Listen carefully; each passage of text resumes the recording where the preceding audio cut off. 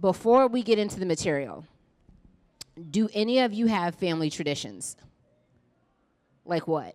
Again, this is a dialogue. Oh, and also, if I ask you a question and you don't answer, I'll start telling dad jokes. I will. I swear I will. What did the 0 say to the 8? The questions. Girl, where'd you get that belt? Yeah, jokes like that. I see a hush and a stun go over the crowd. They get so much worse. Did you hear about the 2 peanuts walking down the street? Did you Terrible. say peanuts? Peanuts. Oh, okay. Yes. The 2 peanuts walking. Madam, it's still daylight. Sorry. Did you hear about the 2 peanuts walking down the street? No. It was terrible. One of them was assaulted. Boo. Yeah. No, there's more. There's more where that came from. So start answering. What are some of those traditions? What do you do? You watch White Christmas at Christmas. Okay. What else? Valid. What else do you do? What are some other traditions? Cooking turkey on Thanksgiving. Turkey on Thanksgiving. That's one. Although we don't really do that. We used to. We used to, yeah, but we're more of like a Prime rib kind of family. What else? Any other traditions? Do you have things that you just do? Like if you have a family get together, is there that one person that brings the macaroni and cheese? Or that one person that you know can't cook, so they bring the silverware? You know what I'm talking about? Why don't you just bring the paper plates, Josie? It's fine. So those traditions, right? I want you to be thinking about traditions. And I want you to think about systems. What is a system? Does anybody know? This is not in your book. Agreed way to operate. Okay, agreed way to operate. You know what? I like your style. I also wrote it down right here in my handy dandy notepad. Consciously or unconsciously? Ooh, I appreciate you saying that, consciously or unconsciously. I will say lots of things. Okay. Yes, you will.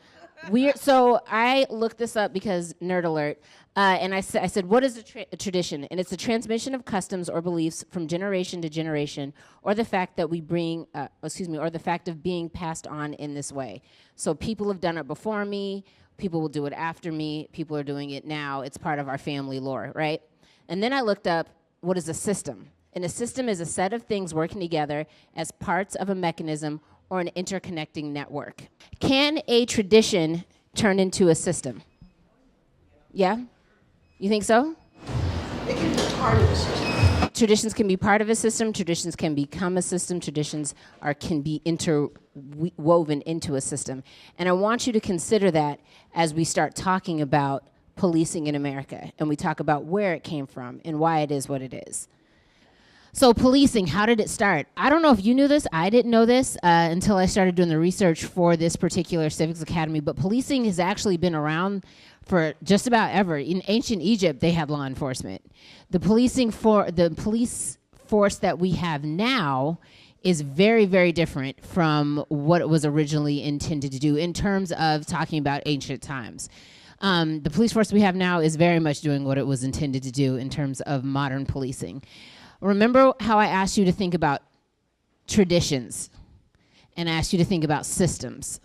I don't want you to forget that as we move into the next topic. So we're going to be taking an opportunity to talk about the history of policing, specifically as it relates to modern policing, which is from 1850 to now. And when I say the year 1850, just give me an idea of what was happening in our country in 1850.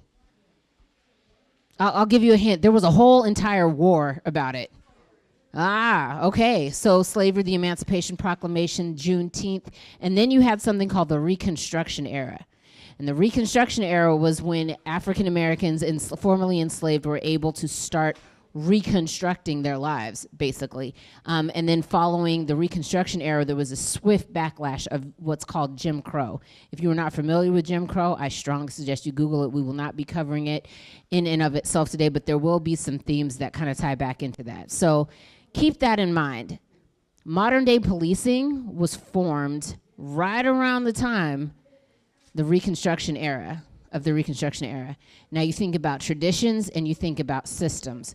Might some of those systems, those traditions, have eked over into the systems that make up our police force?